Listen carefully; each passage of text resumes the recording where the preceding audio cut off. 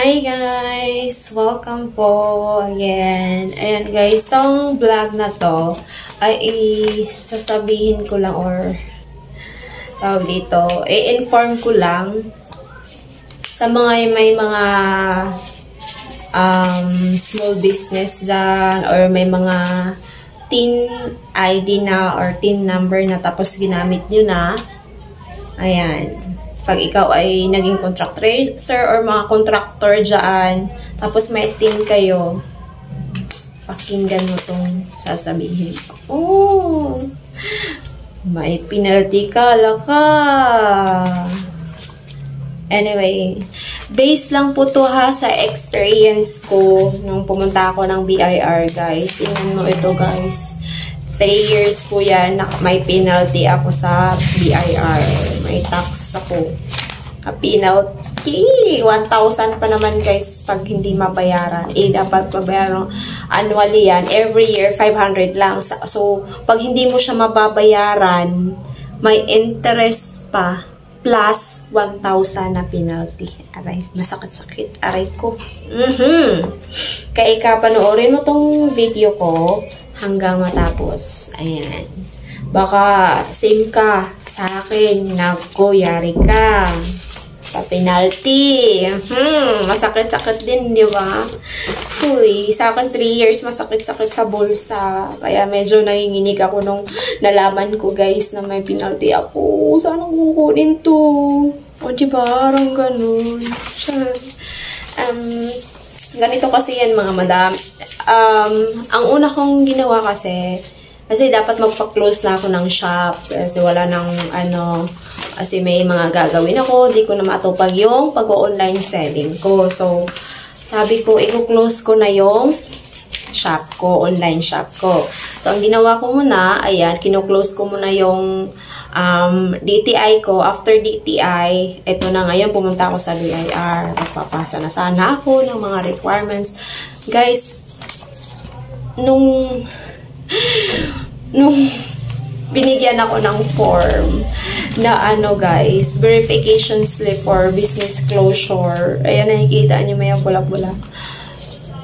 Pag-validate nila, guys, dito nalalaman na may penalty daw ako. Paano nangyari yun? Paano may penalty? Nagbayad naman ako. Tapos nung sinabihan ako, nagulat ako, may babayaran ka po, may penalty ka po dito sa year na to. Ha? Kung anong year po? Sabi ko, anong year? Kasi nag-open ako ng business online ko is year 2024. But may penalty ako? Sabi niya 3 years to 2021, 22 to 23. Kung paano nangyari po? Hindi ko naman inopen yung shop ko ng 2021. Yung business ko po is inopen po yan is 2024 na 2021. Sabi niya, balik ka nga doon, officers of the day. Sabi ka, ma'am, punta ka doon kung anong dapat gagawin dyan. Kasi ma'am, may penalty po talaga. Nag-reflect yan po sa amin. Tanungin mo kung bakit may penalty ka dyan. Sa month na yan, sa year na yan, kung nag-open ka ng shop mo is 2024. Sabi niya ganon.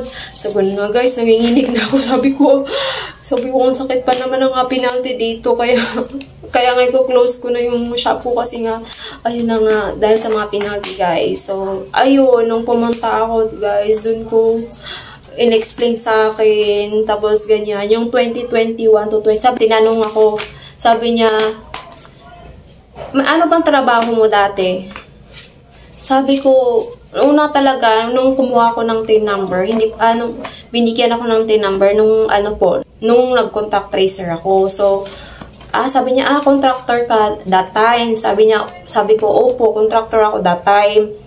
Sabi niya, kaya siguro may penalty ka kasi pag contractor ka, ayan, magiging ang kasi niyan, hindi po yung company na, hindi yung professional, hindi na company magbabayad ng tax mo, hindi na i-deduct sa sahod mo. Kasi nga, single, po yan, nakalagay dyan, single proprietor. Sabi nung, officer of the day, sabi, parang business lang yan. So, ikaw mismo magbabayad ng tax mo. Sabi, ikaw mismo magbabayad ng tax mo. Sabi ko, ba't ako? Di naman sinabi sa amin, hindi naman inorient sa amin nung binigyan kami ng, ng TIN number. wala namang sinabi na, magbabayad kayo dito ha, pag sahod nyo, mabayaran nyo tong tax nyo. Wala po ganun sabi ko dun. Parang napaluha na ako dun. Sabi ko, puntik na talaga guys, lumuha. Kasi, siyempre, ang sakit-sakit din yan eh. Biruin mo, 1,000 pa naman ang plus 500. Tapos, plus interest pa. Di ba masakit sa bulsa? Sabi ko, ba't ganun po? Ba't ganun? Dapat sana inorient kami. Sabi niya, hindi na po namin yan din alam kasi po. Yun lang po kung anong nakalagay sa system na re-reflect po talaga yan sa sa record mo na hindi ka nakapagbayad ng tax. Sabi niya, may naalala ka ba? May binayaran ka na tax nung 2020. Sabi ko, di ko alam kung may nagbayad ba ako ng 500? Wala po. Sabi niya, doon na yan nagsisimula nung ng contractor ka. Ayan. Sabi ko, Diyos po, dapat sana in-inform kami, gano'n magbabayad ng tax pag ganito kayo. Diba, parang masakit din. Sa part ko kasi, hindi kasi ako kumuha ng tax. Siyempre, hindi ako na-orient na gano'n pala ang magiging mangyari. Kailangan mo magbayad ng tax kasi nga, single proprietor to. Diba? Hindi siya sa company. Sa company kasi, itidak yan sa sahod mo. So, ito hindi eh. Doon niya nagsimula, madam, nung contractor ka. Tapos, nag-work ka sa nag-work ka pa, tapos, sabi, saan ba to? Di ba Mindanao tong mo? Naka-record kasi dito sa amin sa Mindanao. Yes, ma'am, Mindanao po. Ito dati yung binigyan kami, kinuhaan kami ng T-number. Sabi niya, ayan, doon pa naka-record yung mo. Sabi niya, tax mo. Tapos, tawag dito, kailangan mo talaga siya babayaran, madam. Kasi kung anong nagre-reflect po dyan, yan po talaga. Wala na kaming magagawa dyan. Nasa law na po yan. Sabi ko, sakit naman yan. Sabi ko, ko pa siguro, tawag dito, matanggap ko pa siguro pag alam ko yung, may dapat kang babayaran ganito. Matanggap ko kasi mali ko, hindi ko nabayad. Ito kasi wala akong kaalam-alam. Sabi ko, grabe guys, muntik na talaga malaglag yung luha ko doon.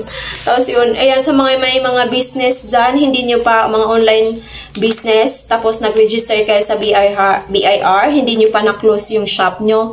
Naku, madaman, sir, close mo na yan. Punta ka na ng BIR, wag mo nang patagal-tagalin yan. Madaman, sir, mas lalong pag di mo agapan yan, di mo nang pupuntahan agad-agad, madam. Kasi pag may kailangan ka sa BIR, magre-reflect talaga yung mga penalties mo. Mas dadami pa yan, mas lalaki pa yan. Ikaw din pag contract tracer ka dati, contractor ka, or any kind of work ka, tapos hindi ka nakapagbayad ng tax. Naku, madam, kailangan mo na pumunta ng BIR, magtanong ko kung may babayaran ka dun. Masakit-sakit din sa bulsa. Yung mga nag-contract tracer before, tapos hindi pa kayo nakapagbayad ng tax. Ayun, tas ngayon may trabaho na kayo, ganun din mangyari. Magaya kayo sa akin, sinasabi ko.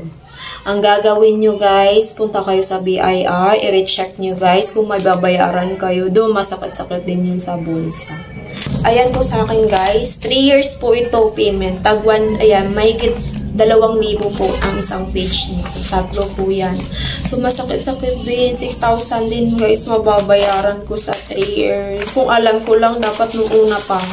O diba, hindi naaabot na ganito kalaki. Kung may katanungan kayo dyan, guys, pwede kayo mag-comment dyan sa baba. Sabihin nyo lang, baka hindi nyo naintindihan yung sinasabi ko. Yun lang po. Yan, good luck po. Sikasuhin nyo na yung nyo, guys, yung tax nyo dyan. Sa mga online shop dyan, nagkapag-register kayo ng BIR, close mo na yan. Sinasabi ko talaga sa'yo. Huwag mo nang patagal-tagalin, madam. Mas lalaki ang tax mo niyan. May interest pa naman yan. Go mo na.